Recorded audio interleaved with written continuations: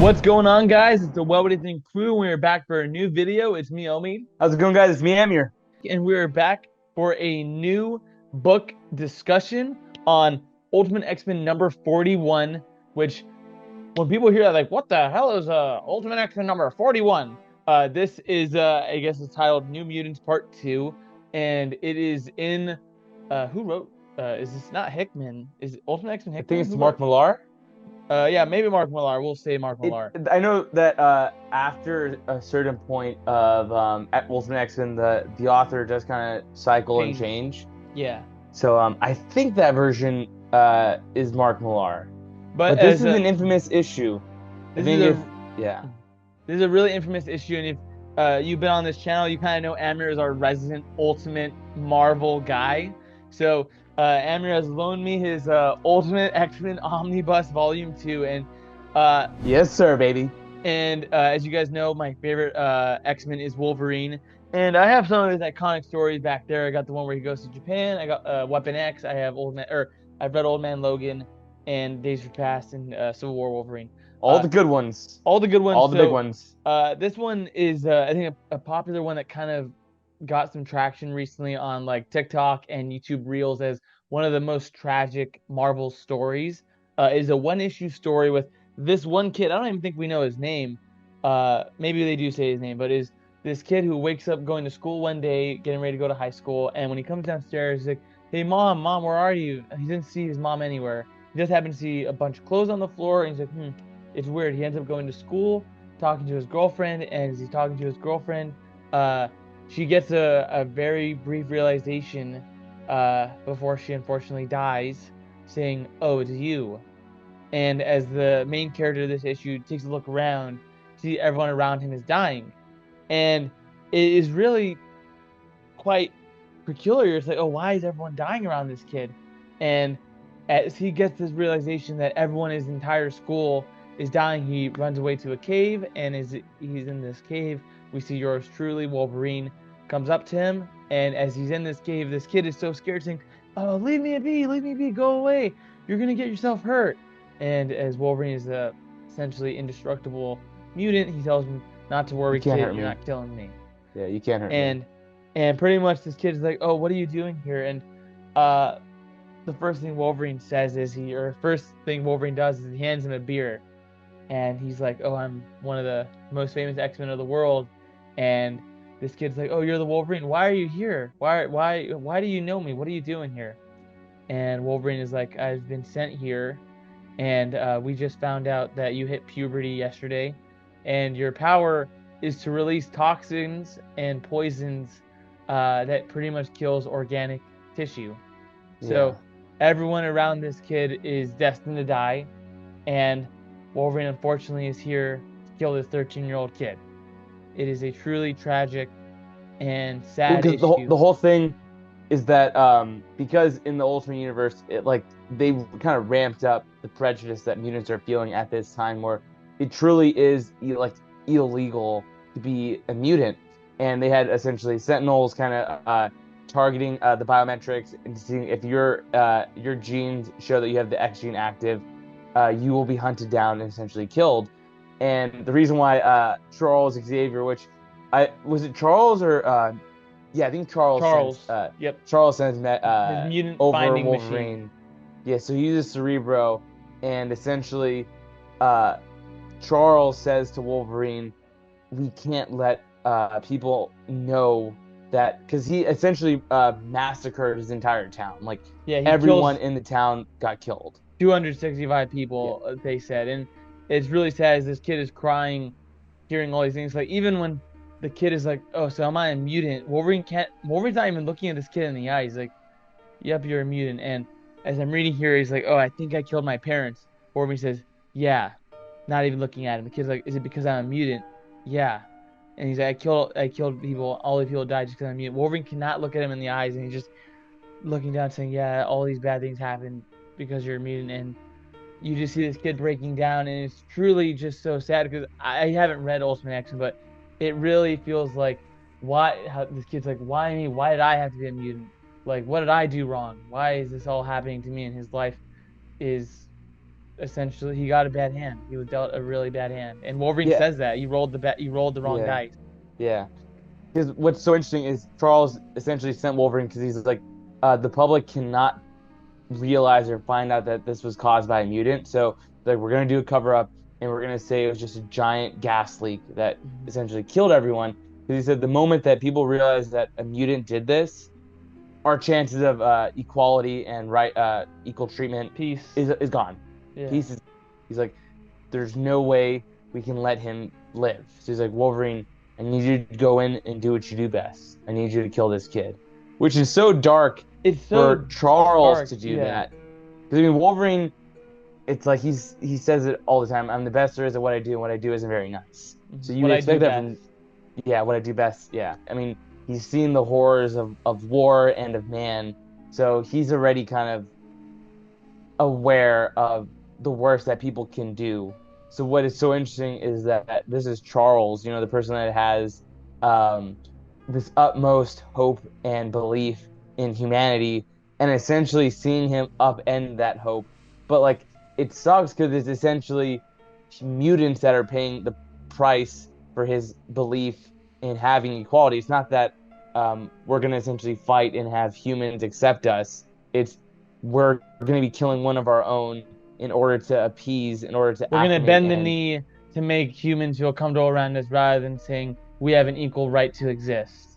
yeah, I mean, it sucks. Like for all we know, maybe he could have, with practice and having the hope and belief that maybe we could train him to get better. So I just thought that was so tragic. I mean, it's like I think it's probably one of if not the most famous issue in all of Ultimate X-Men. It's It's so sad, and it's like, I mean, what? There's three characters in this book, and it's mainly just a conversation between two people. And to me, it plays into like so many things of like, all right, a kid who has cancer, like terminal cancer, being told that, oh, you're gonna die, and he's like, oh, there was so much I was supposed to do. I was supposed to go to college. I was supposed to spend more time with my girlfriend. I was supposed to enjoy life, and it's just so sad that like even as much as I love Wolverine, there's another really famous, I think, X-Force book where Deadpool and Wolverine are working together and they're being told to kill a kid, and Wolverine was telling Deadpool, "Be a team player. You're not being responsible. You're not being a team player. You're being an asshole." And Deadpool's like, "You can call me many things. A kid killer ain't one of them." And he walks out and says, "I'm not doing this."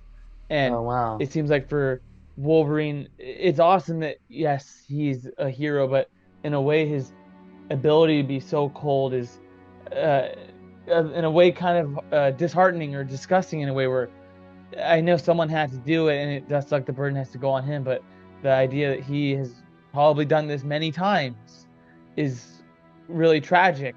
And the way this book ends is that Wolverine hands this kid a beer as he's crying because he's like 13, Do you 14, have a 15. picture of it? Yeah, so let me show you here. Because mainly throughout this entire story, this kid is just crying and crying. You see him here tearing up, tearing up. Wolverine hands him a beer and he tells him to finish it up because, I mean, he's only 14, 15, 16 years old, so he hasn't even had a chance to have a beer yet. There's so much he's missing out on life. Like he was saying here, I was going to go to the national stock car racing and I was supposed to go to drive cross country next summer. I'm supposed to start looking at colleges. I'm never going to do any of this. And it's really sad 'cause, like, sure, it's in a comic book, but when you think of it in the grand scheme of things, that like there are people that have dealt with this. There are people that have terminal cancer at a really young age where there is a lot that they're missing out on life, and it's not like they did anything wrong. It's just Yeah. they were dealt a bad hand. And I thought a really sad line that the kid says before he dies was, as he's crying to Wolverine, he's like, "The like one chromosome or whatever to the left, and I would have maybe been one of the X-Men." Yeah, I know And that killed me when I read that the first time because I was reading this after work. Like I would clock out, go to the gym, and I would be reading at like 11:30 for I'd read like for an hour. And I remember I was reading this and it was like 12:30, and I was like, man, this is just so tragic. Where it kept me up, where that line that really cuts through. If it moved over like an inch to the left or something, my life would have been completely different. And I was like, man. That's rough. it's really sad. I'm like thinking about it now. It's like it's probably one of the saddest stories I've read because it's so grounded and so real, where it's not a mustache twirling villain. It's not Magneto. It's not Doctor Doom trying to destroy the world. It's some kid who, unfortunately, his power is just to kill organic tissue around him, where that is literally what you could say God or what the universe said is your existence, your purpose. That's your gift is going to be to kill everything around you. And he's like, I can't live like this. And then Wolverine is just so cold where he says, finish your beer. And the kid's like, just do it. And he's getting ready to die. So it's really, really sad stuff. And you see Wolverine walk out of the cave after he only one person walks out. Only one person walks out. And I think he walks out and it starts at night and it ends in the daytime, right? Exactly, yes. Yeah. Really sad stuff. It's one issue, and I was surprised how profound it felt, because like Amir said, it might be one of the most famous Ultimate X-Men issues, honestly. It really cuts through really deep. Yeah, because I know you haven't read a lot of the Ultimate X-Men. I know for a lot of people it's hit or miss. I think that is one that I think most people agree on is just an incredible issue, regardless if it's Ultimate or not. I would recommend, if you guys can read it if possible. Omid said it was issue 41. 41. Of Ultimate X-Men. And New Mutants Part 2. I think that one, it just really cuts through. If you only read one issue in Ultimate X-Men, do yourself a favor, read that one. It's really good. And then also, I think because in the MCU we're getting close to introducing the mutants, this is something that I don't think they would ever do, but it's, I think, something truly impactful and really strong if they were to lean down this path where, because I think mainly they try to show being a superhero is all sunshine and rainbows, but for a mutant, for a lot of people, it can be a curse, whether it's characters like Beast or Nightcrawler, where they can never hide their mutant isms. And I thought it was a really impactful story. Truly happy I read it, nice. Even though it kind of makes your day a bit sadder. Yeah. So I recommended such a downer for you. You did, but I was, it was an impactful. I'm just returning the favor. Yeah. You recommended me the end, Hulk the end. I really doubt it's going to be a jolly, cheerful story. You'll be surprised. Maybe you'll love it. But this is another one of our quick little videos on us discussing comics. As we've said time and time again, if the movies aren't giving you the stories you want, there are millions of books to do it, and there are truly great writers and amazing artists that can truly surprise you. I mean, I think books are, they're timeless. So there are, like Amir just read, Future Imperfect. It's a story from the 90s. I'm reading a book from the 2000s, and it still is impactful 20-something years later. Truly amazing stuff. Wild. Truly timeless. Wild. Yeah. Anything else you want to say, Amir, before we close out this somber book discussion? No, I'm happy. I'm spreading the good word. I really think, because I know I'm like the resident Ultimate Universe guy on the channel. Regardless of, I guess, like, public opinion, you might read a story that, let's say, if it has not great reviews online, and it still might connect for you. Mm-hmm. So like the Ultimate X-Men, there's some stuff I loved in it and some stuff that don't work for me, but regardless, I was happy I read it, and I think it's just really cool to kind of go out and experience these stories. They're great. I really love reading more and more. I agree. Keep an eye out on the channel. We're going to have more videos coming out. I think, as Aaron mentioned, we're going to have Hulk the End coming out pretty soon. We just did a video on Hulk Future Imperfect. Great video on the Maestro. And, we're just going to be doing more Marvel and DC comic discussions, because, we just love talking comics with you guys. Have a great one, guys. Take it easy. Have a good night. See you next time.